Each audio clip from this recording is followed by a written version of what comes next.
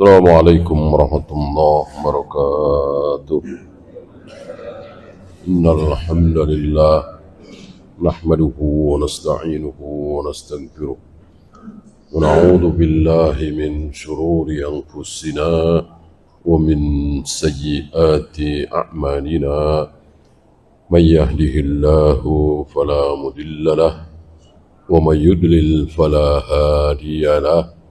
Asyhadu an la ilaha illallah wahdahu la syarika lah wa asyhadu anna Muhammadan abduhu wa rasuluhu wa ba'd. Kita sampai fawaid, jamak dari faidah. Setiap ayat, setiap hadis memiliki fawaid. Ini tidak seperti ucapan manusia. Banyak kita berbicara tapi tidak ada faedahnya, tidak ada fawaidnya. Adapun Al-Quran dan Sunnah pasti punya fawaid. Sekarang kita sampai terakhir yang ketiga ya. Annal malaikata yumkinu ayyatashakkalu bi ashkali ghairi ashkalil malaika. Bahwa para malaikat termasuk jin bisa merubah dirinya dalam bentuk apapun, dalam bentuk manusia. Ketika merubah dirinya dalam bentuk manusia itu bisa dilihat. Bisa dilihat. Jibril bisa dilihat, malaikat azab bisa dilihat, malaikat rahmat bisa dilihat ketika menampakkan diri dalam bentuk manusia. Mungkin antum masih ingat ada seseorang yang berjalan jauh ingin mengunjungi saudaranya. Sementara tidak ada keperluan secara materi, secara dunia, nggak ada kepentingan bisnis, mau minjem duit, mau bersenang-senang, enggak. Jadi betul-betul dia ingin bersilaturahim karena Allah. Di tengah jalan diapain? Dicegat oleh malaikat. Dicegat oleh malaikat, ditanya-tanya oleh malaikat. Pertanyaannya, apakah itu terjadi di zaman dahulu saja? Apa sepanjang zaman? Yang mengatakan bahwa itu terjadi hanya di zaman dahulu harus bawa dalil. Yang mengatakan bahwa itu terjadi selama-lamanya tidak perlu bawa dalil. Itu sudah dalil. Itu sudah dalil, kan nggak ada perbedaan. Nggak ada perbedaan keadaan malaikat, manusia, jin, hewan dari bumi pertama diciptakan sampai akhir zaman, kan nggak ada perbedaan. Yang mengatakan ada perbedaan harus bawa dalil. Mana? Gitu ya. Apakah ayam di zaman Nabi Adam beda dengan perilakunya beda dengan hari ini? Yang mengatakan beda harus bawa dalil. Apakah sifat harimau di zaman Nabi Adam sama dengan sekarang? Yang mengatakan beda harus bawa dalil. Yang mengatakan sama tidak perlu bawa dalil. Oleh karena itu kita ya punya jawaban. Ketika para ilmuwan bertanya-tanya, itu di mana-mana kita sering melihat kucing misalnya, ya. Kalau ayam kan pasti disembelih, kalau kambing pasti disembelih, sapi pasti disembelih. Kalau kucing kan tidak ada yang nyembelih, ya. Padahal kucing pasti mati. Lah, kemana itu bangkai kucing? Hampir-hampir kita tidak pernah melihat bangkai kucing, kecuali ditabrak, kelindes, makan beracun, itu kan jarang. Istilahnya 1001 lah ya. Nah, kucing-kucing yang tidak kelindes, tidak ketabrak, tidak makan racun, mati nggak kira-kira? Ya pasti mati ya. Seperti kita, namanya yang hidup pasti mati. Lah kalau mati, kemana bangkainya? Hampir-hampir kita tidak melihat. Ya. Nah, jawabannya ada di surat Al-Baqarah. Ketika Allah menceritakan dua anak Adam itu, yang di dalam Injil dan Taurat dikatakan sebagai Qabil dan Habil. Tapi nama Qabil dan Habil ini tidak ada di Al-Quran dan Sunnah. Maka para ulama ahlu sunnah tidak suka menyebut istilah Qabil dan Habil. Karena di Al-Baqarah disebutkan Ibnai Adam, dua anak Adam. Abang membunuh adiknya dan seterusnya, adiknya mati, dia bingung mau diapakan ini adiknya yang sudah jadi bangkai. Karena hari itu belum pernah ada orang mati. Sepertinya Nabi Adam juga belum mengajarkan kepada anaknya, nanti kalau ada di antara kita yang mati, caranya dikubur begini-begini. Maka dia bingung. Tapi dia akhirnya mengubur adiknya itu setelah melihat dua ekor burung, yang satu hidup, yang satu mati, menguburkan itu. Nah, pertanyaan kita, apakah burung yang seperti itu hanya terjadi kala itu saja, apa sepanjang zaman? Sepanjang zaman. Yang mengatakan sekali itu saja harus bawa dalil. Yang mengatakan sepanjang zaman, yaitu sudah dalil. Nah, tidak ada perubahan perilaku, gitu ya. Taulah kita ya. Maka barangkali di antara antum ada yang penasaran ya tentang kucing, cari aja kucing yang sudah tua, terus diintai ya.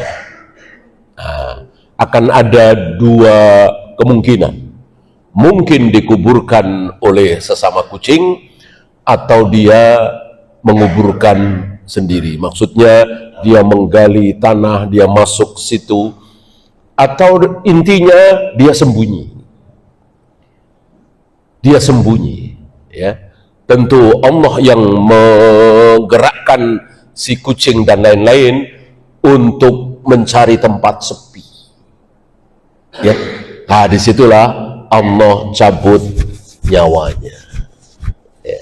Intinya kita semakin yakin dengan ayat Al-Quran, sabda-sabda Nabi, bahwa apa yang ada di dalam Al-Quran dan Sunnah betul-betul menjadi kenyataan. Ya. Ya, kita lanjut. Al-adabu ma'al mu'allim kama fa'ala Jibril. Menerangkan bagaimana adab di hadapan guru. Salah satu adab seperti itu. Jadi duduk seperti duduk di antara dua sujud, menempelkan kedua dengkulnya ke dengkul Nabi, meletakkan kedua tangannya ke pahanya. Di sini ada dua tafsiran, apa paha Rasulullah, apa paha dia sendiri. Disitulah Jibril bertanya, diawali oleh Islam, kemudian iman, kemudian yang tertinggi apa dulu? Ihsan. Maka kesimpulannya, orang yang sudah ihsan pasti sudah iman, pasti sudah Islam. Orang yang beriman pasti sudah Islam, belum tentu ihsan. Orang yang Islam belum tentu iman, belum tentu ihsan. Ada tingkatan ya. Sebagaimana Rasul pasti Nabi, pasti Muslim. Adapun Nabi belum tentu Rasul, pasti Muslim. Muslim belum tentu Nabi, belum tentu Rasul. Paham ya?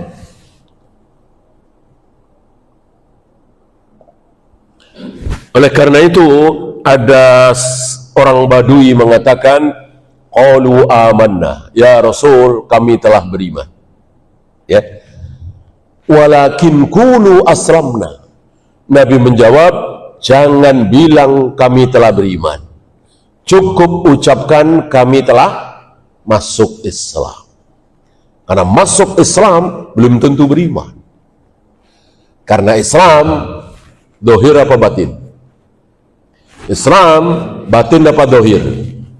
Islam dohir, syahadat kan dohir, sholat dohir, puasa dohir, zakat, haji, semuanya dohir. Adapun iman batin. Iman itu kan keyakinan. Yakin betul bahwa Allah itu begini-begini.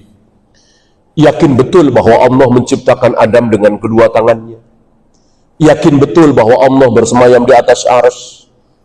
Yakin betul bahwa Allah menghadapkan wajahnya ke wajah orang yang sedang sholat. Yakin betul bahwa Allah turun ke langit dunia setiap sepertiga malam. Dan seterusnya, dan seterusnya.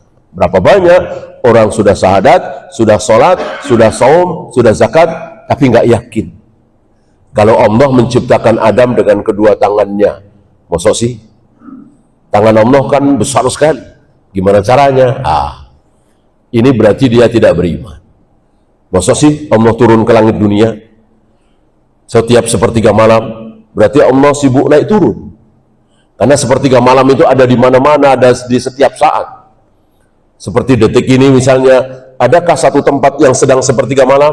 Ada. Jelas ada, di Aceh misalnya, atau di sebelah baratnya lagi. Berarti Allah sibuk naik turun. Nah ini berarti dia nggak yakin. Dia menilai Allah dengan logikanya. Allah nggak bisa dilogika. Maka sekali lagi, ketika Allah berbicara tentang dirinya, jadikanlah diri kita jangan sok pintar, jangan sok cerdas. Jadikanlah diri kita seolah nggak tahu apa-apa. Emang nggak tahu apa-apa kita tentang diri Allah. Ketika Allah mengatakan, aku akan menghentikan geraman jahanam dengan telapak kakiku, sudah, sami'na wa ata'na. Tidak usah dibahas, tidak usah dikutak-atik, sudah beriman saja, sami'na wa ata'na, sebagaimana yang dilakukan oleh para nabi, para rasul, para sahabat. Mereka semuanya tidak ada yang membahas, karena Allah nggak bisa dibahas. Allah hanya bisa diimani. Kecuali Allah dan Rasulnya berbicara tentang jual beli, berbicara tentang satu biji, berbicara tentang bagaimana ada pergaulan. Bolehlah kita logikakan. Kenapa ketika kita bertiga, yang dua orang Jawa misalnya, yang satu orang Lampung misalnya, yang orang Jawa ini nggak boleh berbicara dalam bahasa Jawa. Itu larangan Nabi Sallallahu Alaihi Wasallam. Kenapa dilarang ya? Kita bisa mencerna. Kenapa nggak boleh? Ya, dan itu juga Nabi nggak bilang seperti itu. Nabi nggak bilang jika kalian bertiga, yang dua tahu bahasa yang sama, yang satu nggak tahu, maka jangan pakai bahasa yang satunya nggak tahu, harus pakai bahasa yang tiga-tiganya tahu. Nabi nggak bilang begitu. Nabi bilangnya, jika kalian bertiga, jangan berbisik. Jangan berbisik. Berbisik berdua. Yang satu tentu sakit hati. Ngapain bisik-bisik berdua? Kecuali kita bersepuluh, berlima-belas, silahkan. Kalau bertiga, nggak boleh. Ya, kita bisa paham dari sabda Nabi, nggak boleh kita menjadi bodoh dengan mengatakan saya nggak bisik. Orang saya ngomong kenceng, tapi pakai bahasa Jawa. Sementara yang ketiga ini nggak tahu sama sekali bahasa Jawa. Dia orang mana misalnya? Ya, ini akal kita pakai, logika kita pakai. Tapi kalau Allah mengatakan Aku menghadapkan wajahku ke wajah orang yang sedang sholat. Nggak usah pakai akal kita, nggak akan kejangkau oleh akal kita. Gimana orang sholat di sekitar Ka'bah, ada yang menghadap ke barat, ke timur, ke utara, ke selatan. Gimana cara Allah menghadapkan wajahnya ke masing-masing orang yang sedang sholat? Maka tidak usah kita pikir, kita logikakan, kita otak-atik, udah kita imani apa adanya, tirukan ucapan Allah dan Rasulnya bahwa Allah betul-betul menghadapkan wajahnya ke wajah orang yang sedang sholat. Dan jangan sekali-kali mengatakan ini kias. Nah, itu yang banyak dilakukan oleh saudara-saudara kita. Oh, itu kiasan. Oh, itu kiasan. Nggak boleh. Kiasan dalam bahasa kita itu kan nggak benar. Ya, muka tembok, benar nggak mukanya kayak tembok? Tentu tidak. Hidung belang, benar nggak hidungnya belang? Tentu tidak. Tangan besi, betul tangannya keras seperti besi? Tentu tidak. Kiasan itu nggak benar, itu cuma makna saja. Kalau tangan besi berarti dia otoriter. Kalau muka tembok berarti dia apa istilahnya? Nggak punya malu. Kalau hidung belang, ya tahulah antum hidung belang, ya kan, nggak usah dibahas. Lah kalau Allah menghadapkan wajahnya ke wajah orang yang sedang sholat, kita bilang itu kiasan, berarti nggak benar. Maknanya apa? Nggak mungkin kiasan, sementara Nabi mengatakan Allah menghadapkan wajahnya ke wajah orang yang sedang sholat. Oleh karena itu, ketika engkau sedang sholat, ada di mulutmu sesuatu, mungkin bekas makanan atau apa, mau dibuang, meludah apa, jangan dibuang ke depan. Jangan meludah ke depan. Karena di depanmu sedang ada wajah Allah. Berarti kan bukan kiasan. Kalau kiasan, ya nggak apa-apa meludah ke depan, membuang yang nyelip makanan di mulut, kan itu cuma kiasan. Ini bukan kiasan, maka Nabi melarang.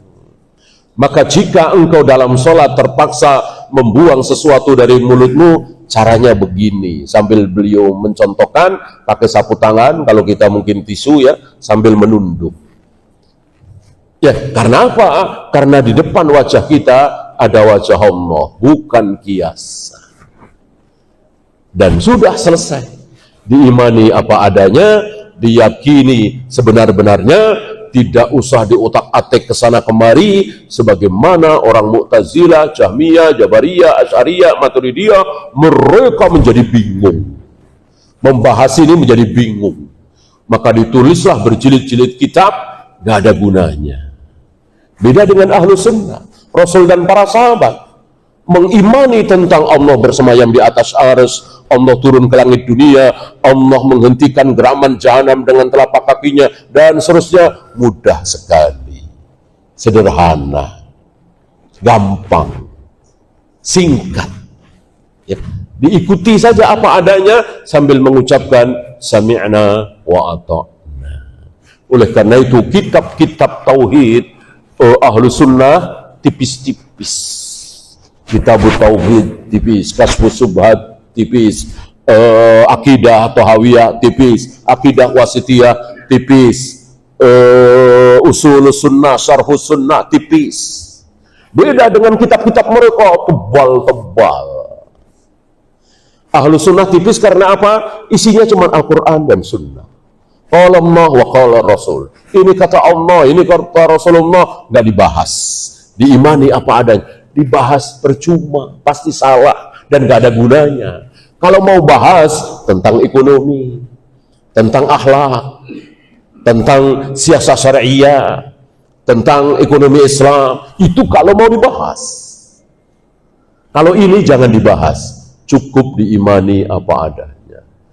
Maka ada seorang tokoh Ar-Razi namanya, Fakhrur Razi, menyesal di akhir hayatnya. Apa beliau bilang? Aku lelah selelah-lelahnya, capek secapek-capeknya, hasil tidak ada. Apa? Membahas tentang tangan Allah, membahas tentang wajah Allah, membahas tentang jari Allah, membahas tentang betis Allah, yang itu semua ada di Al-Quran dan Sunnah. Berjilid-jilid kitab melelahkan, gak ada hasilnya. Ahlus sunnah tidak membahas, hanya mengimani apa adanya bahwa Allah betul-betul membolak-balikkan hati manusia dengan dua jarinya. Allah betul-betul akan menggulung langit dengan tangan kanannya. Allah kelak akan menampakkan betisnya, akan menghentikan geraman jahanam dengan telapak kakinya, dan seterusnya dan seterusnya. Ini kata Allah dan Rasulnya. Mana mungkin kita nggak percaya, mana mungkin kita tolak. Ya, dan jangan pernah mengatakan apa yang tidak dikatakan oleh Allah dan Rasulnya. Apa misalnya hidung Allah, mulut Allah, gigi Allah, nggak ada itu. Nggak ada satupun ayat, satupun hadis, leher Allah, dengkul Allah, paha Allah, perut Allah, nggak ada. Yang ada wajah Allah, tangan Allah, jari Allah. Jangan menambah, jangan mengurang. Gitu ya. Ya, kita lanjut yang kelima. Jawazut tauriyati liqaulihi ya Muhammad. Bolehnya tauriyah. Tauriyah itu mengucapkan sesuatu dengan tujuan menyembunyikan. Tapi tidak bohong ya. Kalau bohong dosa. Kalau tauriyah sepertinya bohong tapi tidak bohong. Misalnya kita sedang berdiri di depan rumah. Tiba-tiba ada orang lari, mana dikejar para penjahat, mau dikeroyok. Kemudian dia lewat depan kita, terus ngumpet di sawah-sawah misalnya. Nah, kita nggak lama di belakangnya ada yang ngejar, mau ngeroyok, bawa parang, bawa golok. Kita tujuannya mau melindungi orang ini yang mau dikeroyok ini, mau dibunuh. Kita ditanya.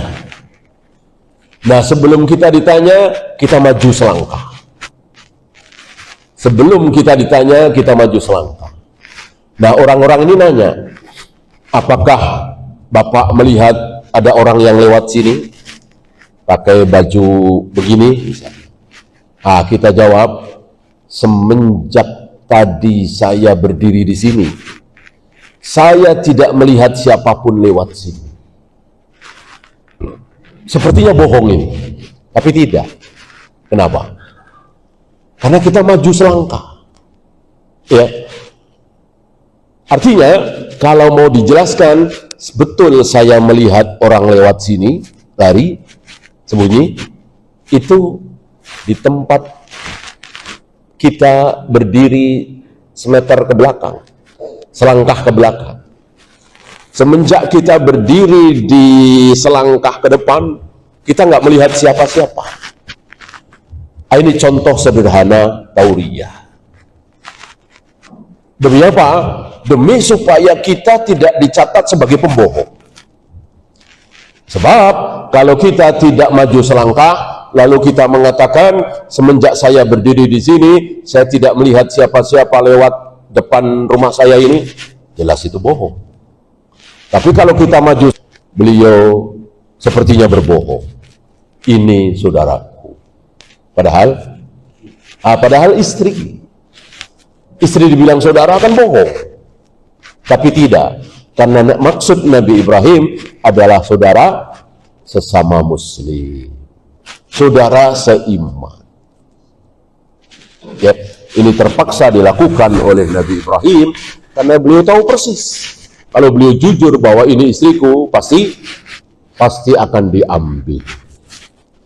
Nah, raja waktu itu raja yang berpenyakit, ya, dia tidak mau dengan wanita gadis, wanita janda, dia nggak mau. Walaupun cantik kayak apa, dia maunya istri orang. Mungkin untuk menunjukkan bahwa saya ini sangat berkuasa. Jangankan harta segala macam, istri orang aja bisa aku ambil. Ini saking sombongnya. Ya. Adapun Rasulullah belum pernah. Nabi Ibrahim 3 kali ya. Berbohong seperti ini Nabi Ibrahim 3 kali. Termasuk ini saki. Saat Nabi Ibrahim diajak dalam upacara penyembahan berhala, Nabi Ibrahim tidak bisa menolak. Nolak mungkin binasa, mati, dikeroyok. Nabi Ibrahim terpaksa berbohong. Inni saqim. Aku tidak bisa, aku sakit. Aku sedang sakit. Padahal sehat, segar bugar. Apakah bohong? Tidak. Sepertinya bohong, tapi tidak. Karena yang dimaksud oleh Nabi Ibrahim sakit. Sakit hatinya. Bagaimana seorang Nabi, seorang Khalilullah, Khalilur Rahman, diajak dalam upacara penyembahan berhala? Apa nggak sakit sekali? Maka dikatakan ini sakit. Sakit sekali aku. Maksudnya hatinya, bukan fisiknya. Sepertinya bohong, tapi tidak bohong. Ini 3 kali seumur hidup. Adapun Nabi kita Muhammad sallallahu alaihi wasallam sekalipun belum pernah beliau berbohong. Apa bentuk tauriah yang dilakukan oleh Jibril? Yaitu kalimat ya Muhammad. Ya Muhammad. Jibril tidak mengucapkan ya Rasulullah, ya Nabi Allah, ya Abul Qasim. Jibril mengucapkan ya Muhammad. Kenapa? Karena tauriah, ingin menunjukkan kepada orang-orang yang ada di situ, para sahabat, bahwa seolah dia orang Badui. Karena yang memanggil Rasulullah dengan ya Muhammad hanya orang-orang Badui. Orang Badui itu orang yang jauh dari perkotaan, jauh dari pendidikan, jauh dari peradaban, jauh dari rasa malu. Ya, kalau berbicara keras, nggak punya malu. Ini orang Badui. Oleh karena itu, para sahabat, kalau ada orang Badui datang kepada Rasulullah, senang apa sedih? Senang. Kenapa? Karena orang-orang Badui ini nggak punya rasa malu. Nanya kepada Rasulullah, ya Rasul begini, ya Rasul, nggak punya malu. Sementara para sahabat malu, sungkan, nggak enak. Bagi para sahabat, Rasulullah itu seolah-olah bukan manusia. Artinya betul-betul para sahabat takzim kepada Nabi, memuliakan Nabi, membesarkan Nabi. Banyak yang ingin ditanya oleh para sahabat, tapi malu, sungkan, menahan diri. Dengan adanya orang-orang Arab Badui datang kepada Nabi, nggak malu-malu, nanya ini, nanya itu, nanya ini, nanya itu, para sahabat senang, merasa terwakili. Ya. Nah, para sahabat ini kalau manggil orang, ya namanya aja, termasuk memanggil Rasulullah dengan ya Muhammad biasa. Jibril ikut-ikutan orang Arab Badui, ya Muhammad. Ada tujuan Jibril sekali lagi untuk menyembunyikan dirinya malaikat. Jangankan para sahabat, Rasul pun nggak tahu waktu itu. Ya. Dan dinyatakan di ayat lain, belum pernah ketika Jibril datang kepadaku dalam bentuk manusia, aku selalu tahu. Belum pernah nggak tahu kalau itu Jibril. Kecuali saat itu. Kecuali saat itu. Saat Jibril, ya, bahkan pernah menunggu-nunggu. Jadi Nabi dijanjikan oleh Jibril bahwa hari tanggal sekian, ya, aku mau datang. Ditunggu-tunggu. Pas di waktu yang dijanjikan, belum juga datang. Belum muncul Jibril. Apa kata Nabi?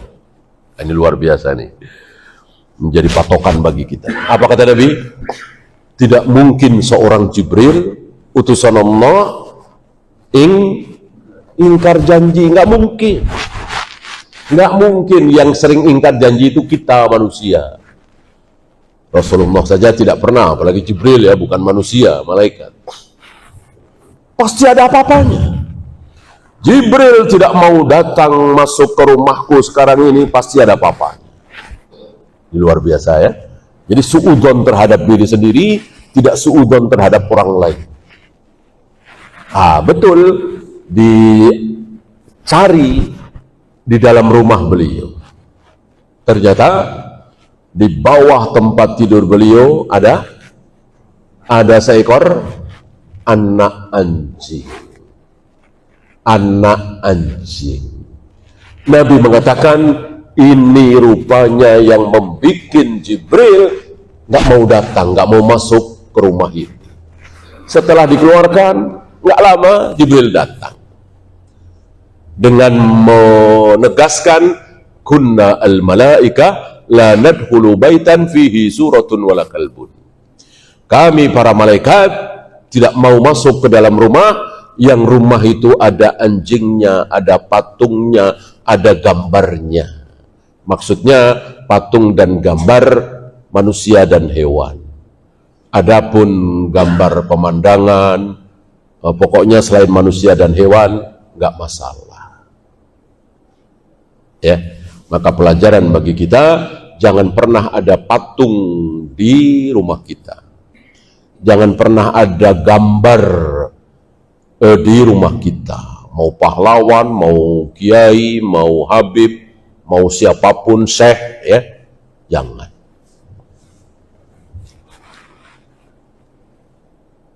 Begitu sikap Nabi SAW terhadap orang lain, yaitu tidak suudzon.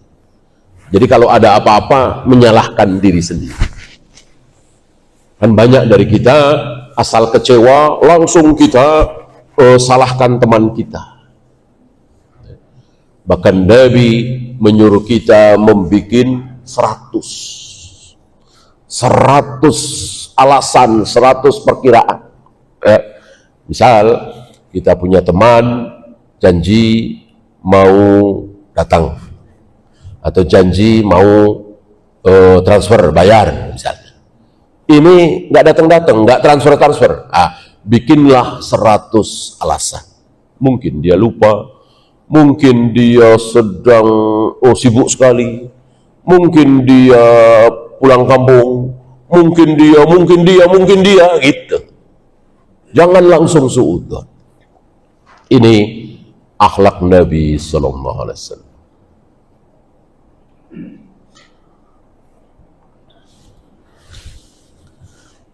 Kemudian yang keenam, fadilatul Islam, wa annahu yanbaghi an yakuna awwala ma yus'alu anhu. Hal pertama yang harus ditanyakan adalah tentang Islam. Ya. Jadi jangan bertanya dulu tentang bagaimana cara membersihkan hati, bagaimana cara supaya jadi orang ihsan, muhsin, bagaimana supaya jadi orang zuhud, bagaimana supaya menjadi orang qanaah. Jangan. Tanyakan pertama kali bagaimana supaya jadi orang Islam. Tentu jawabannya syahadat, sholat, saum, dan seterusnya. Yang lainnya nanti dulu. Setelah rukun Islam kita penuhi, yang 3 aja dulu ya, syahadat, sholat, saum, semuanya bisa. Untuk zakat dan haji banyak yang tidak sanggup, dan itu tidak wajib bagi yang tidak sanggup. 3 aja, syahadat, sholat, saum. Bahkan saum juga ada yang tidak sanggup kalau berpenyakit, ya kan? Karena al-aham fal-aham. Ada yang paling penting, ada yang lebih penting, ada yang kurang penting. Itu harus kita ketahui. Maka buruk sekali orang bahas tentang jenggot, bahas tentang isbal, bahas tentang ekonomi Islam, bahas tentang tasabbuh, sementara belum sholat. Sholat dulu dibahas. Ketika kita berhadapan dengan anak muda, orang yang belum sholat, jangan bicara tentang jenggot dulu, jangan berbicara tentang isbal dulu, jangan berbicara tentang ini itu, berbicara supaya dia sholat. Karena itu yang terbesar, yang terpenting, rukun Islam. Ya, nanti menambah lagi, ditambah lagi, ditambah lagi, ditambah lagi. Jangan kita berhenti di sholat. Sudah 15 tahun, 20 tahun, sholat berjamaah di masjid, ya bahas selanjutnya. Ada pembahasan bagaimana sunnahnya jenggot, haramnya memotong jenggot misalnya, berpakaian isbal misalnya, haramnya rokok, musik, dan seterusnya, terus nambah. Jadi kita nambah terus. Jangan seperti sebagian orang ya, dari dulu ngaji begitu, udah yasinan, tahlilan, selawatan, udah itu aja, nggak nambah-nambah. Itu saja. Jangan seperti itu. Nambah kita. Oh tahu, ya, bahwa makan dan minum dengan tangan kiri itu cara makan dan minumnya setan. Nabi melarang. Umar bin Abu Salamah yang menjadi anak tiri beliau ketika makan dengan tangan kiri dilarang oleh Nabi. Ketika makan yang jauh-jauh, Nabi mengatakan kul ma yalik, makan makanan yang terdekat denganmu. Kul biyaminik, makanlah dengan tangan kananmu. Terus nambah, terus dengan kita belajar sunnah, nambah ya.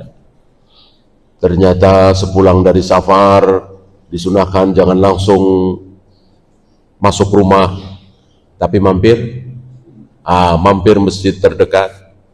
Ngapain? Sholat 2 rakaat, nambah ilmu kita. Ya, ternyata tidak boleh kita menyandarkan satu tangan kiri ke belakang. Kalau dua-duanya boleh. Kalau satu tangan kiri ke belakang, itu duduknya siapa? Duduknya al-maghdubi alaihim, orang-orang yang terkutuk. Nambah ilmu kita. Ya. Ternyata setelah selesai baca Al-Quran, tidak perlu ditutup dengan Shadaqallahul Adzim, nambah ilmu kita. Ternyata Rasulullah seumur hidup tidak pernah merayakan ulang tahun, maulid, nambah ilmu kita terus ya, nggak itu terus. Dan begitulah gunanya ngaji, belajar. Adapun baca Al-Quran, baca tahlil, baca yasin, di rumah bisa, masing-masing sendiri bisa. Dan tidak disunahkan berjamaah. Yang kita disuruh berjamaah cuman sholat. Cuman sholat, baca Al-Quran, nggak ada yang nyuruh baca Al-Quran berjamaah, doa berjamaah, baca yasin, selawatan berjamaah. Yang kita disuruh berjamaah cuman sholat.